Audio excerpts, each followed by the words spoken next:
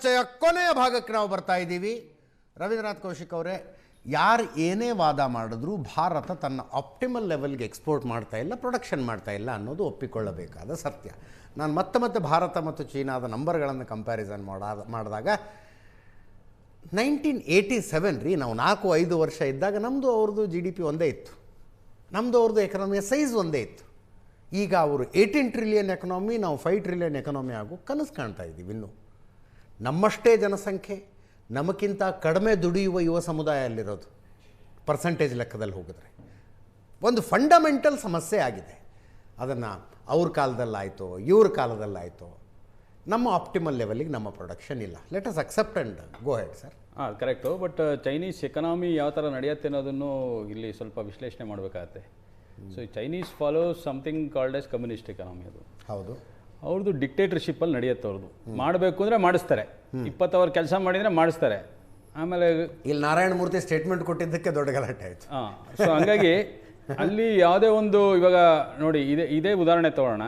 Petrol ಬೆಲೆ ಜಾಸ್ತಿ ಆಯಿತು, ಪಬ್ಲಿಕ್ಕಾಗಿ ನೀವು ಔಟ್ರೇಜ್ ಮಾಡೋಕ್ಕಾಗತ್ತಾ? ಅಲ್ಲಿ ಇಲ್ಲ. ಚೈನೀಸ್ ಸರ್ಕಾರನ ವಿರೋಧ ಮಾಡೋಕ್ಕಾಗತ್ತಾ ನೀವು? ಕೋವಿಡ್ ಟೈಮಲ್ಲಿ ಆ ವುಹಾನ್ ವೈರಸ್ಸು ಎಲ್ಲೋ ಒಂದು ಕಡೆ ಲೀಕ್ ಆಯಿತು ಅಂತ ಗೊತ್ತಾಗಿದ್ದ ತಕ್ಷಣ ಆ ಪರ್ಟಿಕ್ಯುಲರ್ ರಿಸರ್ಚ್ ಮಾಡಿದವ್ರ ವ್ಯಕ್ತಿನೇ ಕಾಣಿಸ್ಲಿಲ್ಲ, ಎಲ್ಲೋದ್ರು ಅಂತ ಇವತ್ತಿಗೂ ಗೊತ್ತಿಲ್ಲ ಅವರು.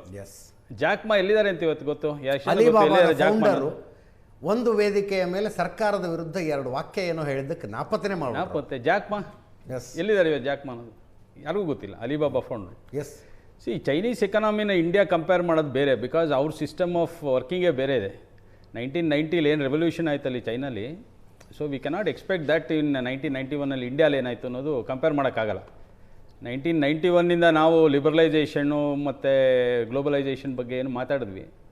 ಆಮೇಲೆ ನಮ್ಮ ಆಗಿನ ಪ್ರಧಾನಮಂತ್ರಿಗಳಾದ PV ನರಸಿಂಹರಾವ್ ಬೋಲ್ಡ್ ಸ್ಟೆಪ್ ತೊಗೊಂಡು ಲೈಸೆನ್ಸ್ ರಾಜನೆಲ್ಲ ಕಿತ್ತಾಕಿದ್ರು. ಬಟ್ ಅದಾದಮೇಲೆ ಏನಾಯಿತು ಇಂಪ್ಯಾಕ್ಟ್ ಅನ್ನೋದು ಇಂಪಾರ್ಟೆಂಟು. ಒಂದೇ ಒಂದು ಇಂಪಾರ್ಟೆಂಟ್ ಅಂದರೆ ಸರ್ವಿಸ್ ಟ್ಯಾಕ್ಸ್ ತಂದರು. 1994 ಸರ್ವಿಸ್ ಟ್ಯಾಕ್ಸ್ ಅಂತ ತಂದರು. ಅದು ಬಿಟ್ಟರೆ ಬೇರೆ ಏನೂ ಆಗಲಿಲ್ಲ. ನೆಕ್ಸ್ಟ್ 15 ವರ್ಷ ಎಕನಾಮಿ ಕಷ್ಟ ಆಯಿತು ಸರ್ವೈವ್ ಆಗೋಕ್ಕೆ, ಬಿಕಾಸ್ ಆಫ್ ಕೊಯ್ಲೇಷನ್ ಪಾಲಿಟಿಕ್ಸಿಂದ ಅವಾಗ ತೊಂದರೆ ಆಯಿತು ನಮಗೆ. ಎಲ್ಲ ಒಪ್ಕೋಬೇಕಾಗಿರೋದು ಅದು.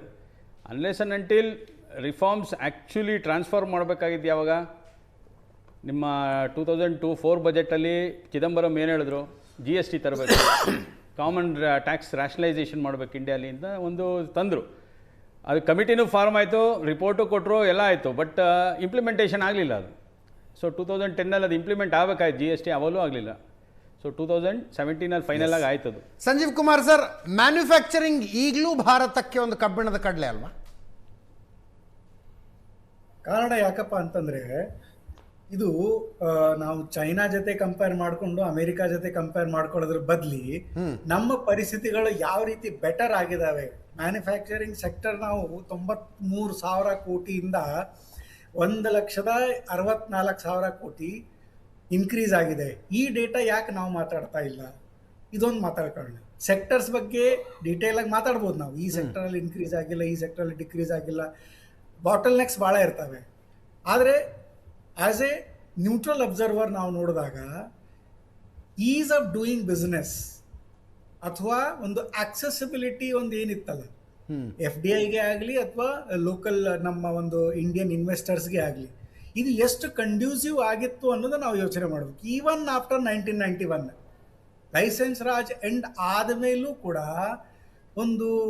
ಒಂದು ಬಿಸ್ನೆಸ್ ಸೆಟಪ್ ಮಾಡಬೇಕು ಅಂದರೆ, ಒಂದು ಲ್ಯಾಂಡ್ ತೊಗೊಳ್ಬೇಕು ಅಂದರೆ ಎಷ್ಟು ಕಷ್ಟ ಆಗ್ತಿತ್ತು. ಡಿಸ್ಟ್ರಿಕ್ಟ್ ಮ್ಯಾಜಿಸ್ಟ್ರೇಟ್ ಜೊತೆ ಅಥವಾ DC ಜೊತೆ ಎಷ್ಟು ಒಂದು ಕೋಆರ್ಡಿನೇಷನ್ ಆಗ್ತಿತ್ತು.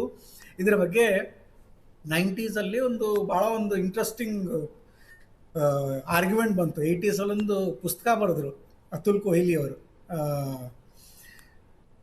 ಕ್ರೈಸಿಸ್ ಆಫ್ ಗವರ್ನಬಿಲಿಟಿ ಅಂತ. ಎಕನಾಮಿಕ್ ರಿಫಾರ್ಮ್ಸ್ ಏನಿದೆಲ್ಲ 95 ಮಾತಾಡ್ತಿದ್ದೆ ಸರ್. 2007 ನಂದಿಗ್ರಾಮದಲ್ಲಿ ಟಾಟಾ ಪ್ಲಾಂಟ್ ವಿರುದ್ಧದ ಹೋರಾಟ ನೋಡ್ಲಿಲ್ವೇ? ಅದು ಒಂದು ಇವೆಲ್ಲ ಏನು ಗವರ್ನಬಿಲಿಟಿ ಕ್ರೈಸಿಸ್ ಇದು.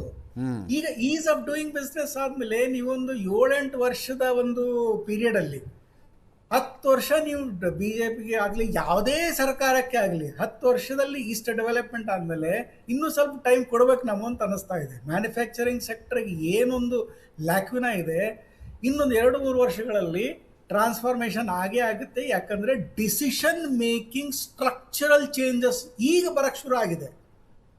ಡಿಸಿಷನ್ ಮೇಕಿಂಗ್ ಏನೊಂದು ಪ್ರಾಬ್ಲಮ್ಸ್ ಇತ್ತು, ಬಾಟಲ್ ನೆಕ್ಸ್. ಅದು ಬಿಗ್ಗೆಸ್ಟ್ ನಮ್ಮಲ್ಲಿ ದುಡ್ಡು ಇರೋದು ಇಂಪಾರ್ಟೆಂಟ್ ಅಲ್ಲ, ಇನ್ಫ್ರಾಸ್ಟ್ರಕ್ಚರ್ ಇರೋದು ಇಂಪಾರ್ಟೆಂಟ್ ಅಲ್ಲ, ಅದು ಪಾಲಿಸಿ ಒಂದು ಆಕ್ಸೆಪ್ಟ್ ಆಗೋದು, ಒಂದು ಕಾಂಟ್ರಾಕ್ಟ್ ಅಪ್ರೂವ್ ಆಗೋದು, ಇವೆಲ್ಲ ಬೇಸಿಕ್ಸ್. ಇವು ಟೆಂಡರೇ ಅಪ್ರೂವ್ ಆಗ್ತಿರಲಿಲ್ಲ. ಈಗ ಹೈವೇ ಎಷ್ಟಿತ್ತಪ್ಪ, 93,000 ಎಕ್ಸ್ಪ್ರೆಸ್ ವೇ ಬರೀ 93 ಕಿಲೋಮೀಟರ್ ಇತ್ತು.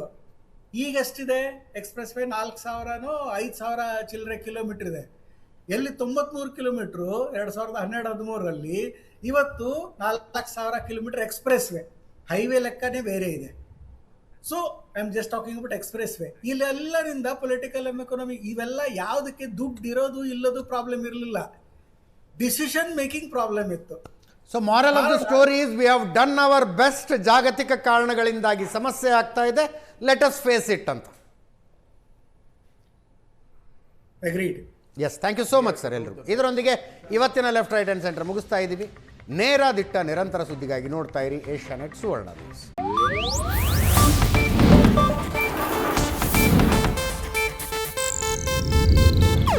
ಇದು ಏಷ್ಯಾನೆಟ್ ನ್ಯೂಸ್ ನೆಟ್ವರ್ಕ್ ಪ್ರಸ್ತುತಿ.